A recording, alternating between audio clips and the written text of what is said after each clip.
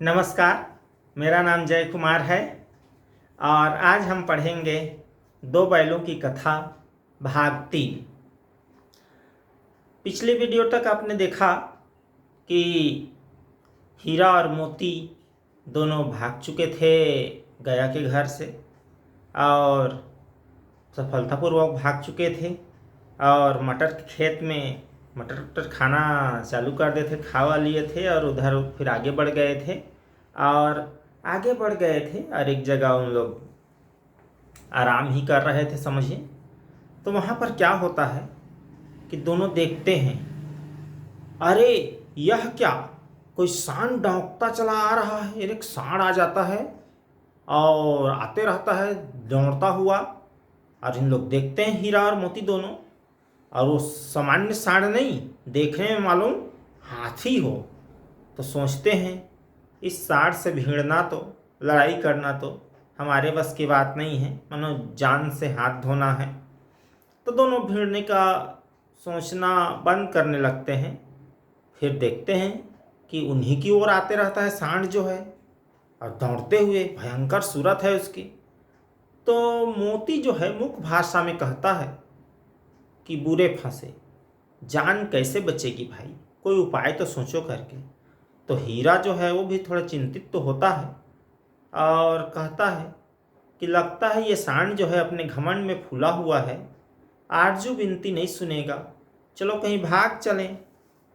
तो अगला जो है कहता है भागना कायरता है। फिर हीरा कहता है तो फिर यहीं मरो, बंदा तो 9 2 11 होता है। और मोती कहता है जो दौड़ाए तो दौड़ाए तो फिर कुछ उपाय सोचो, बताओ जल्दी क्या करना है, अब समय भी नहीं है सोचने का। तो उपाय यही है कि उस पर हम दोनों एक साथ टूट पड़े, एक साथ चोट करें। मेरी तरफ आए तो तुम रगेदना और तुम्हारी तरफ आए तो मैं रगेदूंगा।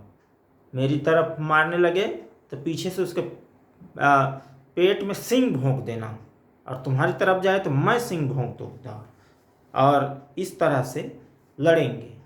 और इतना सोचते सोचते सांड आ ही गया और उसने लपक ही लिया। और क्या होता है कि दोनों एक साथ इन लोग लपके, हीरा और मोती।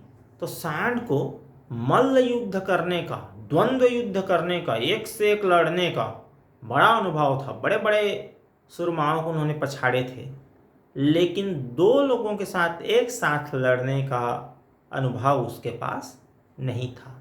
और इन लोग दोनों तो एक इकाई की तरह टूट पड़े उस पर।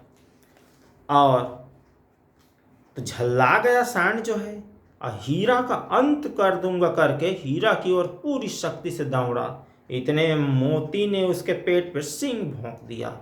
इतने में और गुस्सा आ गया और मोती को पहले निपटा दूं करके सोचा, और इसके तरफ मुड़ा तो हीरा ने उसके सिंग भोंक दिया। अब तो उसके पास कोई उपाय नहीं था भागने के सिवाय, तो वो भागने लगा और दोनों मित्र उसको खूब दौड़ाए और दौड़ाते दौड़ाते दौड़ाते गए, एक जगह गिर गया एकदम से बुरी तरह से। तब कहना चाहिए उन लोग छोड़ दिए, लेकिन मोती जो है वो कहता है कि अपनी सांकेतिक भाषा में, मेरा तो जी चाहता था कि बच्चा को मार ही डालूं।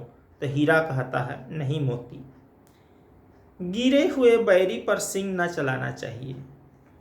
हमेशा हीरा जो है नैतिकता की बातें करता है और कहता है कि नहीं, सिंग नहीं चलाना चाहिए, गिर गया।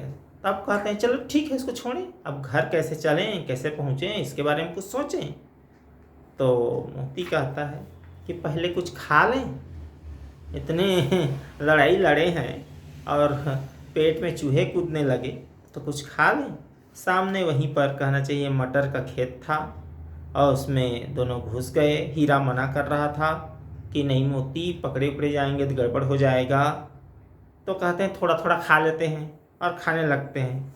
थोड़ा सा ही खाए रहते हैं, ज़्यादा कुछ खाए नहीं रहते हैं, बस थोड़ा सा। इतने में जो है वो मालिक जो है आ जाता है, और केवल मालिक अकेले नहीं आता, तीन चार लोग और उनके साथ में डंडे लेकर आते हैं और पकड़ लेते हैं। भाग तो सकता था एक, क्योंकि वो मेड़ पर था, और लेकिन भागा नहीं क्योंकि उसका दूसरा साथी खेत पर था।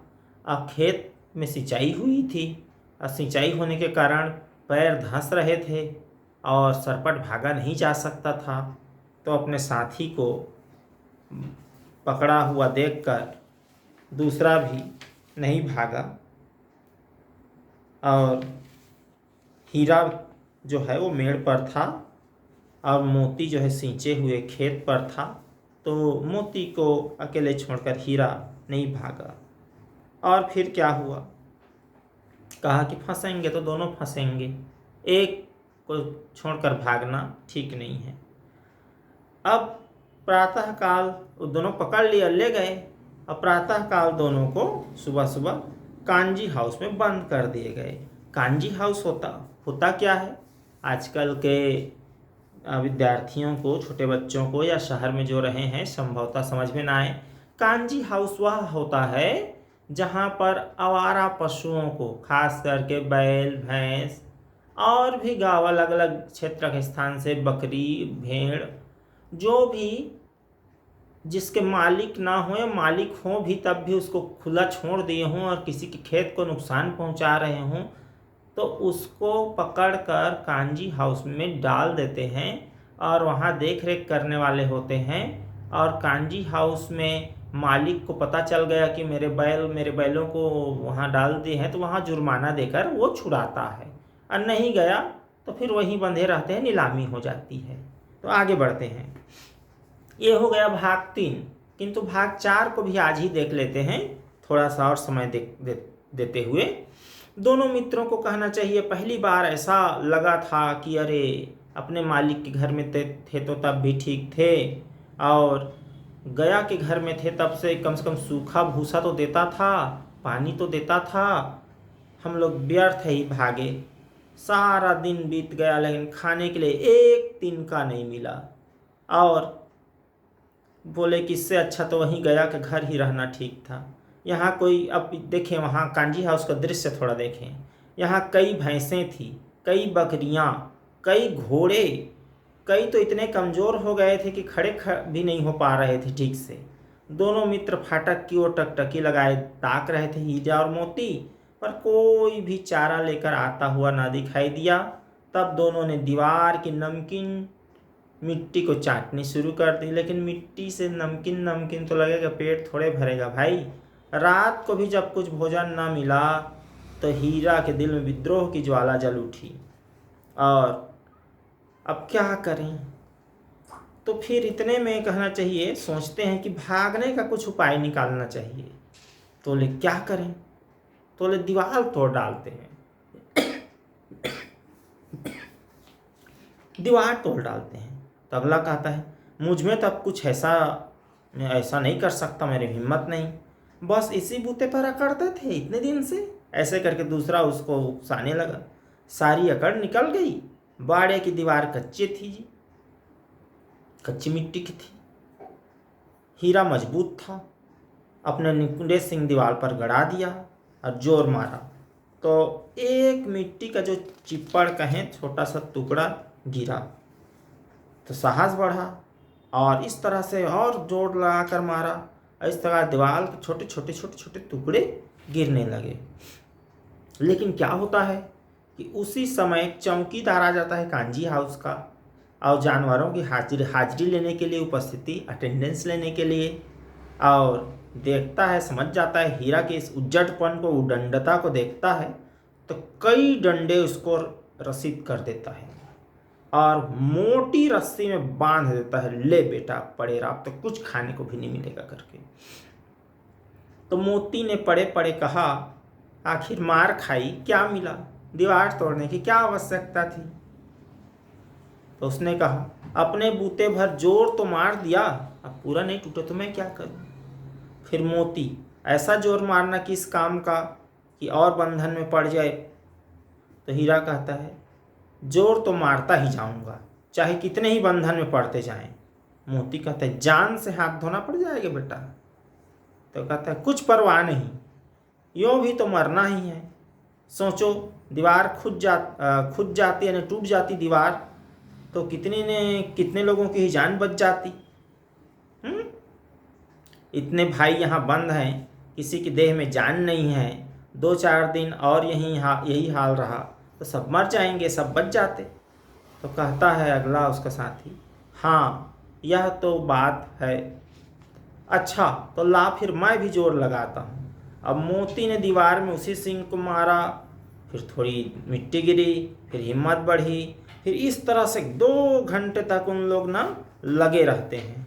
और फिर अगली बार से दूनी शक्ति के साथ दूसरा धक्का मारा और आधी दीवार गिर गई। अब क्या था, खुशी का माहौल आ गया। दीवार का गिरना था कि अधमरे पड़े सभी जानवरों में जान आ गई। माने तीनों घोड़ियां सरपट भाग निकली, घोड़े लोग भागने में उस्ताद। फिर बकरियां निकली मैं करते हुए, ज़्यादा आवाज़ नहीं निकाले नहीं तो कोई आ जाएगा।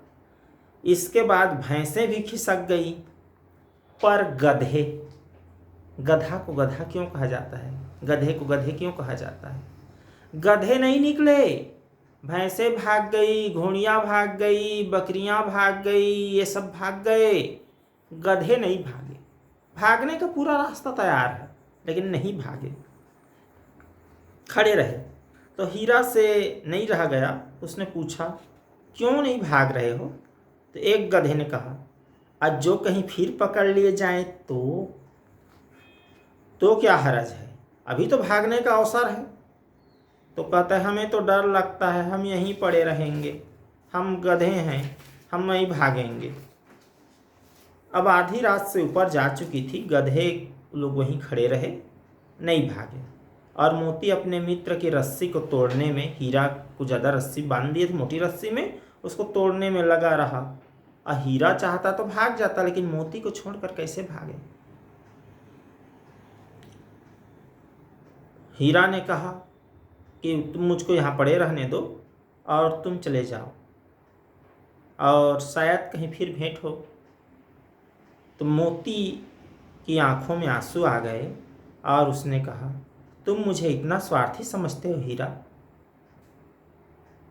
हम और तुम इतने दिनों तक साथ रहे, आज तुम विपत्ति में पड़ गए तो मैं तुम्हें छोड़कर अलग हो जाऊं? हीरा ने कहा बहुत मार पड़ेगी मोती, लोग समझ जाएंगे यह तुम्हारी शरारत है। तो मोती कहता है, गर्व से कहता है, जिस अपराध के लिए तुम्हारे गले में बंधन पड़ा है उसके लिए अगर मुझे मार भी पड़े तो क्या चिंता। इतना तो हो ही गया कि 9-10 प्राणियों की जान बच गई, उनके प्राण बच गए, वे सब तो आशीर्वाद देंगे ही ना, मार पड़ने दो। यह कहते हुए मोती दोनों गधों को सींगों से मार मार कर बाड़े से बाहर निकाला और तब अपने बंधु के पास आकर सो गया। मतलब गधे लोग भाग नहीं रहे थे, बोल रहे थे भाग जाओ, नहीं भाग रहे थे, सींग से मार मार के चलो भाई भागो, भगा दिए। उसके बाद अपने साथी हीरा के साथ बंधा वही सोते रहे। भोर होते ही मुंशी यानी कि वहाँ का देखरेख करने वाला और चौकीदार और अन्य कर्मचारियों में ऐसी खलबली मच गई कि भाई दीवार को किसने तोड़ दिया, क्या हुआ, कैसे हुआ। फिर तो समझ गए उन लोग। मोती की खूब मरम्मत हुई, खूब पिटाई हुई और उसको भी मोटी रस्सी से बांध दिया गया। आगे अब इन बैलों का, हीरा मोती का क्या होगा? क्या उसको मार डालेंगे? क्या और खाना नहीं देंगे और भूखे रखेंगे? क्या होगा? इसे जानने के लिए अगले भाग का इंतज़ार करिए, अगले भाग की प्रतीक्षा करें। और आज के लिए इतना ही। अगर आप चैनल को सब्सक्राइब ना किए हों अभी तक तो आपसे आग्रह है कि चैनल को सब्सक्राइब करें, वीडियो को लाइक करें और इस वीडियो के बारे में या और किस प्रकार के वीडियो चाहिए उसके संबंध में कमेंट्स बॉक्स में अवश्य लिखें। बहुत बहुत धन्यवाद।